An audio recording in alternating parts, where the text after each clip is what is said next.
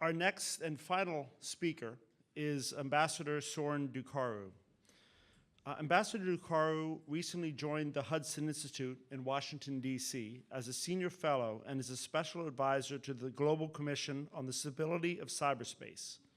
Ambassador Ducaru held the post of NATO Assistant Secretary General for Emerging Security Challenges from September 2013 to November 2017. He led the work on NATO's cyber policy development and implementation.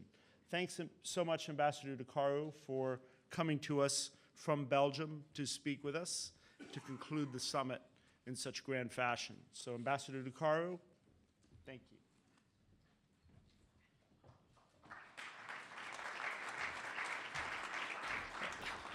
you. Thank you very much. It's indeed a great honor and pleasure to be back at the Billington Cybersecurity conference. I had the chance to participate in September at the American version. Now it's the international version. My address here today reflects a decade-long experience with NATO, first as a member of the board, the North Atlantic Council, then as a member of the management, the International Secretariat, where I was heading the Emerging Security Challenges Division. But it's kind of important to mention that my views today are those of somebody with the expertise in the domain and not necessarily speaking on behalf of NATO. Let me start by addressing the threat landscape. A lot has been already said about the current threat landscape, but let me try to capture it just in one sentence from a NATO perspective. And I would say that our nations are facing the most complex and concerning security context in a generation, and cyber is on top of the list of such challenges. They are reflected through increasingly sophisticated and intense and reckless and many times indiscriminate and damaging cyber attacks. Recent headlines of unprecedented cyber attacks targeting government institutions, private sector, critical infrastructure, democratic process. Also, their presence in hybrid crisis or confrontations, as well as in military operations, highlight the need for us all to step out our efforts on cyber defense in a comprehensive manner and taking advantage of the invaluable framework of trusted allies and partners. Allow me to take just a couple of minutes to point out how the North Atlantic Alliance cyber approach has evolved, in particular in recent years, and then focus on what it takes to accelerate progress and achieve the goal of becoming a true operational collective cyber defense alliance in cyberspace, the way NATO has established itself in the other operational domains of land, sea, and air. NATO's encounters with cyber attacks actually began decades ago. It wasn't the 80s, like we are told, but it was in the late 1990s, when its communications networks were under multiple attacks during NATO's involvement to end the humanitarian crisis in Kosovo. At that time, cyber was regarded, however, as just a technical issue to be solved by employing more technical skills and capability. Things have changed. The first important inflection point was 2008, where NATO has adopted its first and foundational cyber defense policy, bringing cyber for the first time on NATO's political agenda. Why only 2008?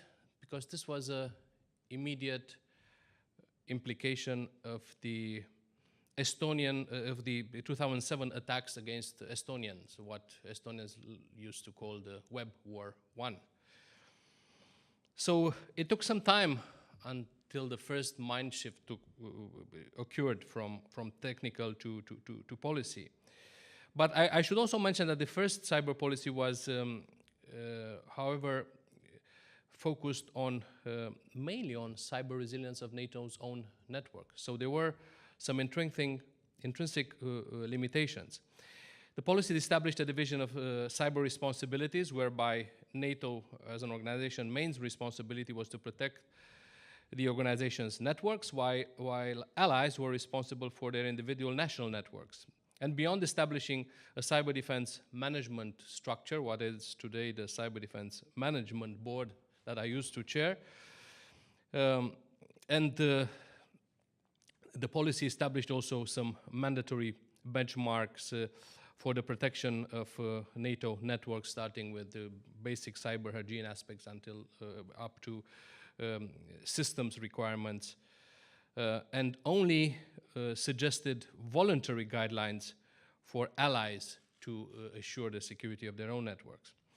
One important resource established in 2008 was the accreditation and launch of NATO's Cyber Defense Center of Excellence in Tallinn. And this Center of Excellence is one of the most successful and an important resource for allies and partners.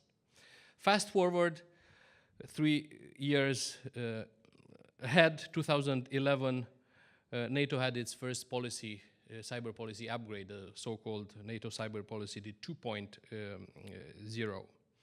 And this one was inspired by the new strategic concept adopted at the Lisbon summit, which emphasized the need to address more thoroughly some of the fast evolving 21st century security challenges, such as cyber challenges.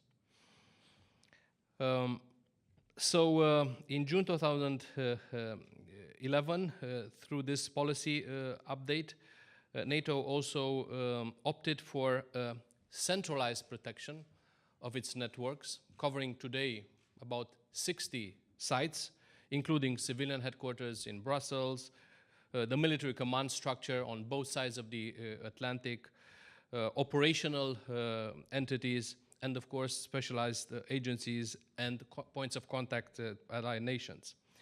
The new policy extended the initial narrow cyber focus of NATO, this time beyond the protection of NATO's own networks, towards establishing what I would call agreed benchmarks for the protection of allied national networks. It established what is in NATO jargon cyber defense capability targets for allied nations that have been included in a well-known tool in NATO. It's called the NATO defense planning process. So we moved from having some guidelines that were accepted or not to agreed benchmarks that were part of a planning process, a military planning process. Of course, all these benchmarks, the cyber defense capability targets, at this point were focused on resilience and defense. And also, the other important step was the provision of mechanisms for exchanging cyber-relevant information and conducting cyber threat analysis, training, education, and exercises. In terms of practical achievements, I would quote the malware information shelving platform, something that sounds or resonates with what was said before from Homeland's Defense. It's a platform to share indicators of malware and threats. The NATO Cyber Threat Assessment Cell, who was aiming to follow the main campaigns, the so-called advanced persistent threats. Also the establishment of NATO's rapid reaction teams that could be available to address or mitigate effects of cyber attacks across the NATO enterprise, and also with allies, but upon special agreement. And also the launch of NATO's flagship exercise series, Cyber Coalition. The Next fast forward is 2014, where NATO adopted its enhanced policy on cyber defense, the 3.0, as I like to call it, and it's the policy under which NATO operates today. This was very much stimulated by other changes in the threat landscape, especially by Russia's cyber and hybrid actions against Ukraine in the spring of 2014.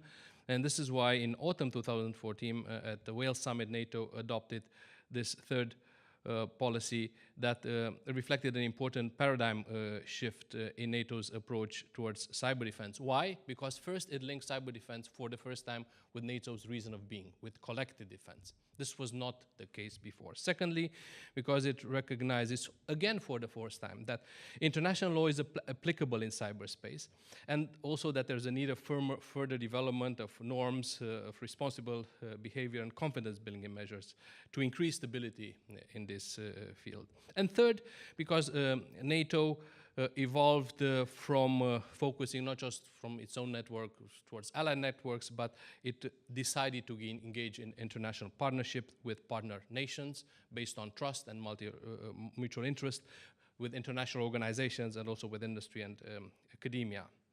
Less than 2 years ago, at the latest NATO summit in Warsaw, allies adopted a cyber defense pledge and recognized cyberspace as a new operational domain in which, and I quote, NATO must defend itself as effectively as it does in the air, on land, and at sea. The cyber pledge was aimed at channeling strategic attention and appropriate resources to cyber defense as a matter of priority, given the growing complexity of the cyber threat landscape. On the other hand, recognizing cyber as a new operational domain was also an implicit acknowledgement that the digital battle space has become a reality, which required strategic attention, a new approach in terms of operational planning, training, exercising, resourcing.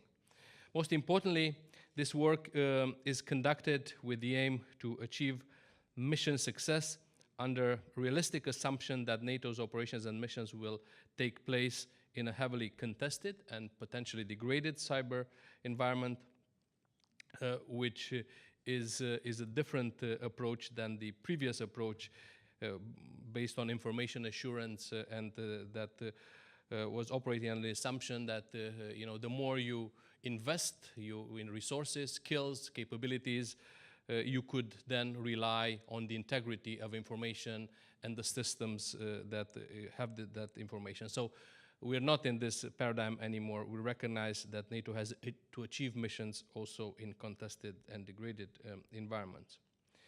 At the same time, the recognition of cyberspace as a domain of military operations opened the way for the integration into NATO operations and missions of voluntary national cyber contributions of allies for NATO's operations and missions.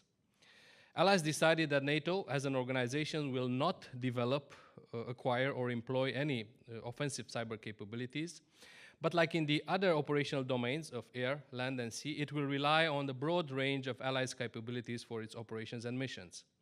In November last year, allies adopted a framework of political legal principles reflecting relevant political oversight and the legal aspects related to the employment of cyber effects provided through voluntary cyber contributions from allies into NATO's operational planning. At the core of this framework of principle is the agreement that in cyberspace, like in the other operational domains, NATO will act in line with its defensive mandate, under political oversight, and in accordance with international law. At the recent NATO Defense Ministerial just a month ago, Secretary General Jens Stoltenberg highlighted the Allied decision to set up a Cyber Operations Center as a key element of the new NATO command structure. This would be the first cyber-dedicated operational entity within NATO command structure. So looking back to these developments, I would like to highlight three aspects of this evolution. Number one, They were driven by the threat landscape. Number two, one can see both evolution in depth, but also in the widening of approach. First, from focus from NATO networks up to allied cybersecurity and defense, and then engage with partners as well. And last but not least, the evolution accelerated in particular in the last 2 to 4 years. So it has been an exponential growth.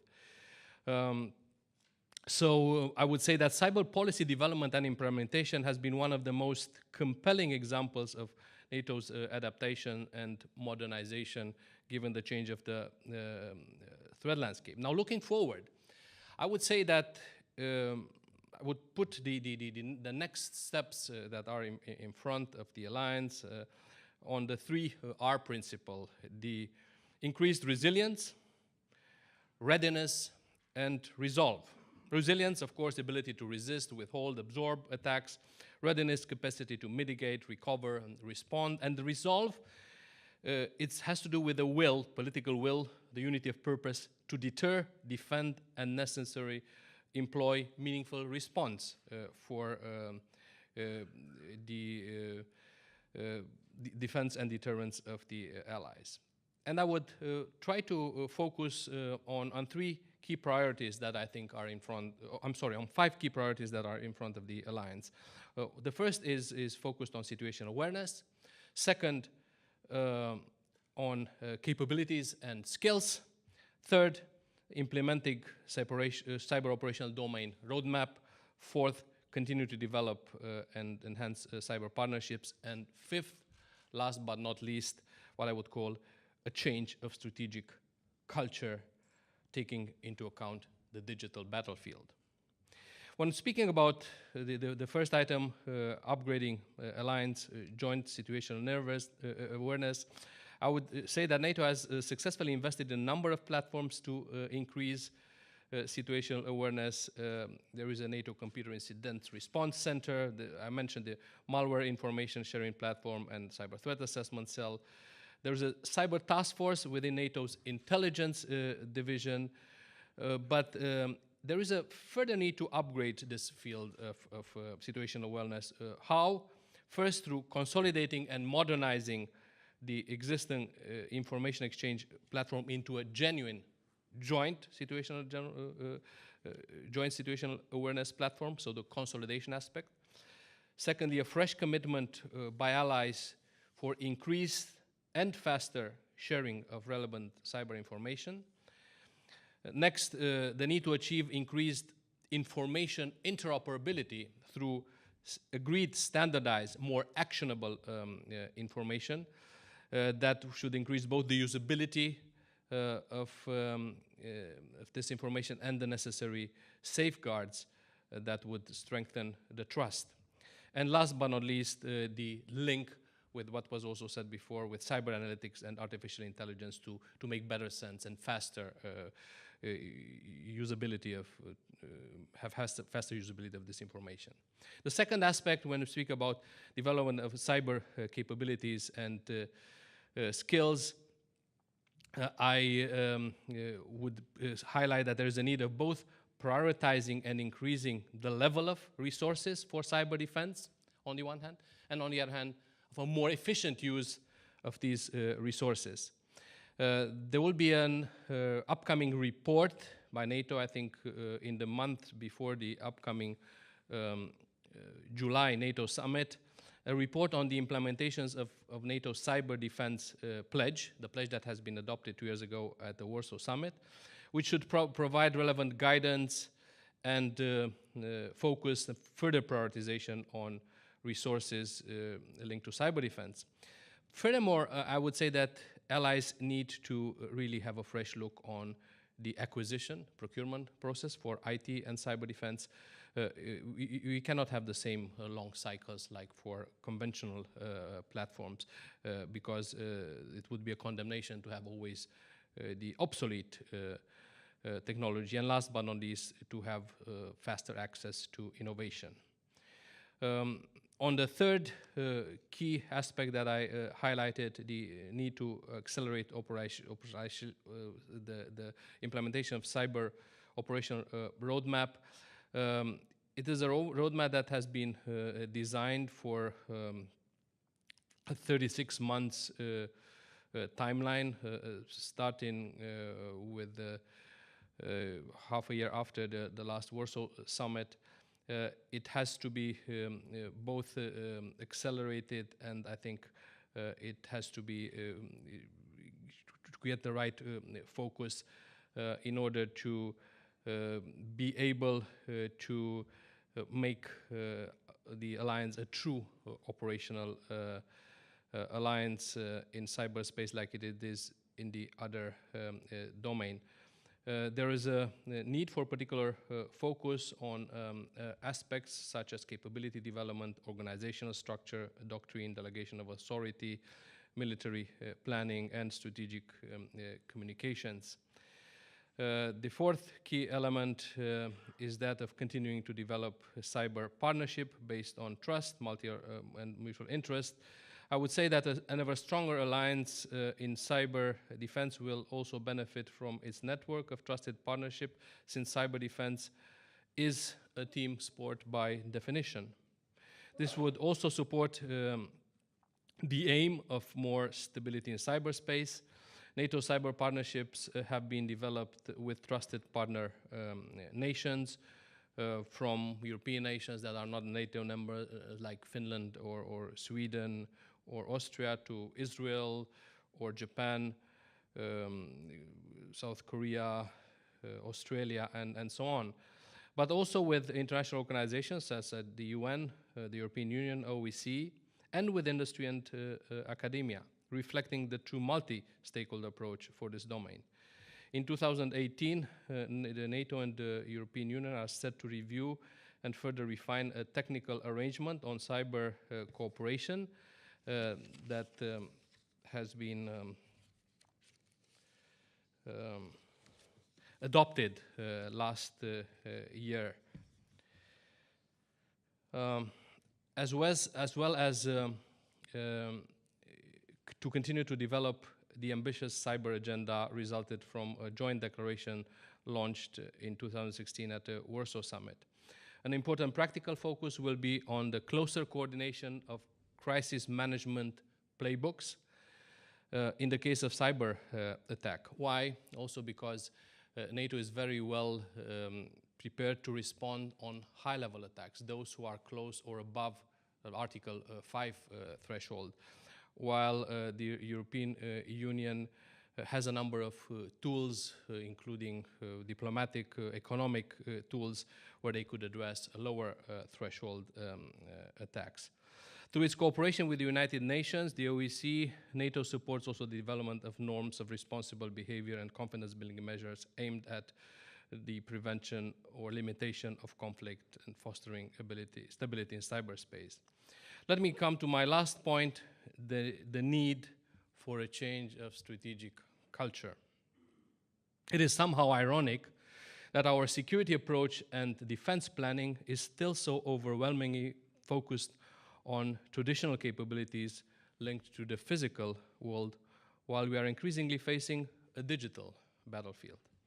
I tend to diagnose this as a kind of analog hangover, which needs to be overcome through more advanced cyber understanding, situational awareness, strategic analysis, and increasingly operation potential in cyberspace.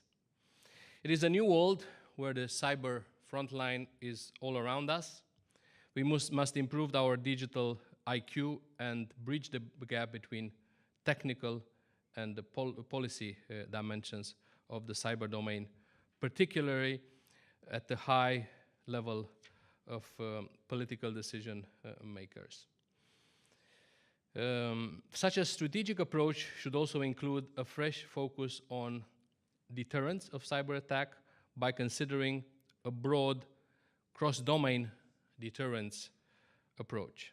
Cross-domain deterrence means that responses to cyber attacks could be met with a combination of diplomatic, political, economic, financial, cyber, or military punishing responses.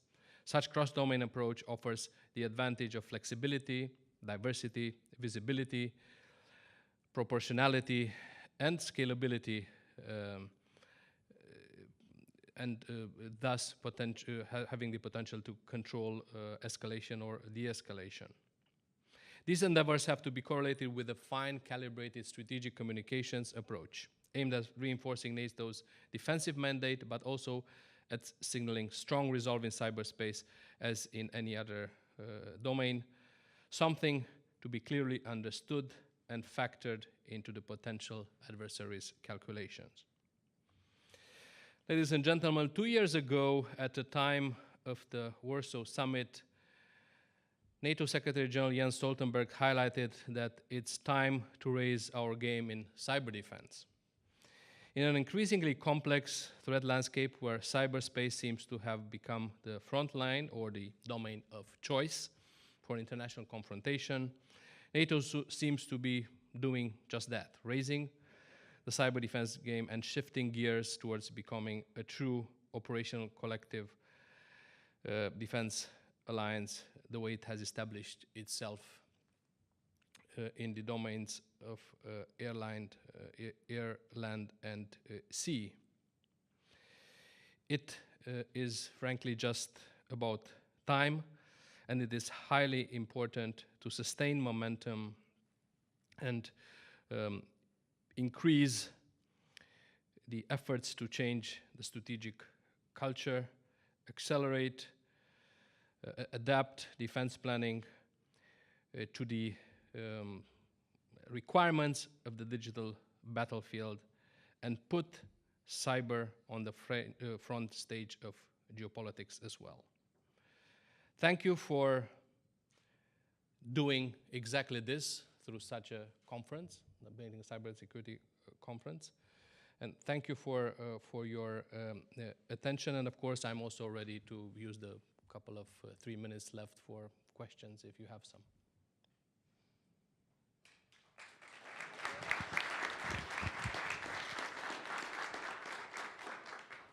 Any final questions that the attendees might have? Again, you can write them in a note card or come up to the microphone. Perhaps I could ask one quick one about securing high-value assets. And I know it's a high priority here in the U.S. government. Could you describe some of the initiatives at the NATO level? Well, when we speak about the information assets, I should highlight that there are a number of layers of information security. There are business networks, those that are also open to the internet. They are under the centralized protection. They benefit from scanning tools and also some of cyber analytics to really depict the campaigns. Then there's a next level that has to do with business inside the alliance, preparation of policy development, implementation, planning, and then there's a next level of highly classified information, which is not even linked to the internet. It's air-gapped, so to say, and benefits from particular standards of cyber security. This has also to do with the kind of systems design, with the software that is employed to assure the security, and also with the skills of the people that are addressing them. Another example, I would say, is the utility of rapid reaction teams that are ready to be deployed and mitigate outages or effects of cyber attacks across the NATO enterprise, and if there's an agreement by the North Atlantic Council, also help support allies in case of attack. These are always prioritized according to the highest value assets, also because so far there are mainly two rapid reaction teams with all the kits that have the analytics, the forensics, also attribution capabilities. But there is also a strong interest to increase the number of such teams and also their associated equipment.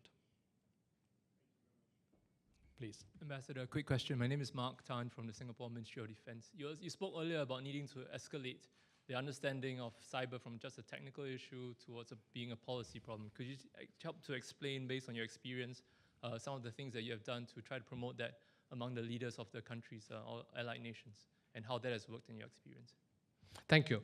I think this is essential. I'm a strong believer in this, what I call this, lifting up the digital IQ at policy level and strategic level. And I think it was also mentioned today, cyber should not only be discussed by technicians. You need people with different backgrounds to be part of this complex and comprehensive effort to address this. Now, how to do this? I think we need to develop a kind of curricula of like making cyber simple. In NATO, we started with a certain number of briefings at the council level, North Atlantic Council level, and then also brought them up at ministerial level. And I call them like Discovery Channel Plus, because they were interestingly enough to attract the audience, but not too technical to scare such audience. And I think the importance is to filter out the non-necessary technical aspects and raise the strategic questions to the high-level political decision maker and to the strategist. Again, it's a niche that needs to be covered. It's a gap that needs to be bridged, and I think it can only be done with persons and professionals that bridge themselves the two domains. So, and nowadays you have many situations where you have people with technical background and also background in law or international relations or policy. To be honest, I had the chance to be engaged with a lot of, I would say, energy and clout in this job, also because I had the chance to study computer science and then after political science and be able to merge in an environment where there was a necessity of both. But you need to have this kind of translators, what I called from digital to strategic language. Thank you.